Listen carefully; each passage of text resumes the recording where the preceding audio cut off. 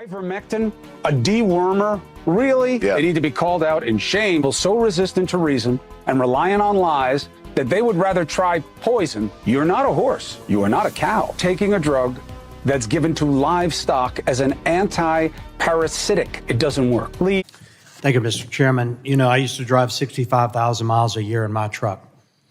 And like Mr. Graham, I used to listen to NPR a good bit. In fact, I enjoyed All Things Considered. But unfortunately, all things aren't considered now. The ranking member of the subcommittee used the words objective reporting, but there's nothing objective about NPR now. If it was truly objective, we wouldn't even be here today.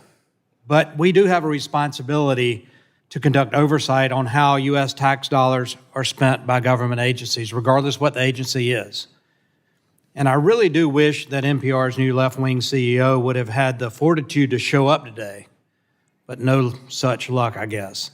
If Ms. Mara were here, I could ask about why NPR reported Monday that TikTok isn't really the threat that this committee knows that it is, which is why we recently passed the divestment bill. Forbes got that story right, since it was their own journalist that discovered TikTok was spying on them, while NPR's reporting says there's no evidence of TikTok's espionage activities. Forbes journalists didn't need federal subsidies to get their reporting right.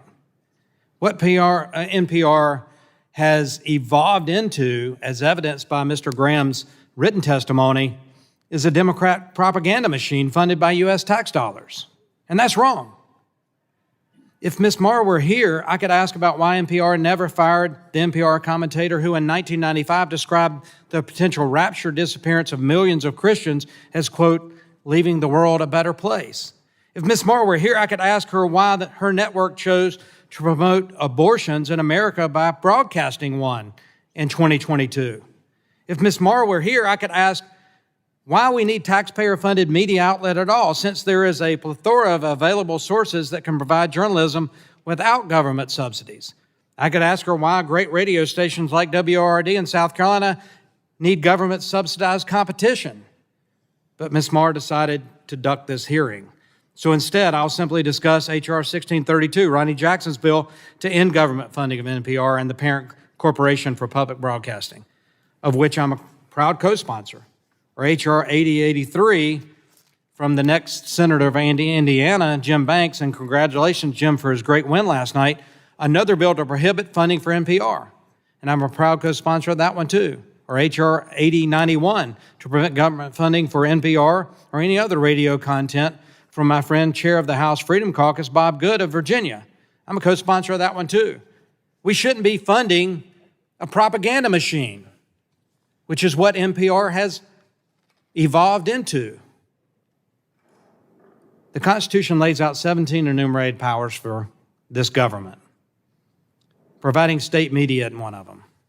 NPR and PBS have become American Pravda, a reliable mouthpiece for the liberal bureaucracy and their left-wing enablers. It's time to restore some sanity to this government by eliminating NPR's federal boondoggle. If the public wishes to support so-called public broadcasting, they can still choose to send their own hard-earned money rather than have us tax them to do it. I hope this committee will look at ending NPR and CPB, and that our friends on the Appropriations Committee will stop cutting them checks. Just a couple examples. They didn't want to report on the Hunter Biden laptop story. In fact, they tried to poo-poo that and say it was Russian propaganda, and we now know that was all reported by this propaganda machine to influence an election. NPR should not be there to influence elections in this country. NPR should be there to inform the general public on the threats to Americans' liberty and freedom, true reporting on storms that are going on, emergency broadcast, information that the public needs, not that NPR wants them to hear or see. That's not the role. And so, Mr. Chairman, thanks for holding this valuable hearing. And I look forward to the work this Congress should be doing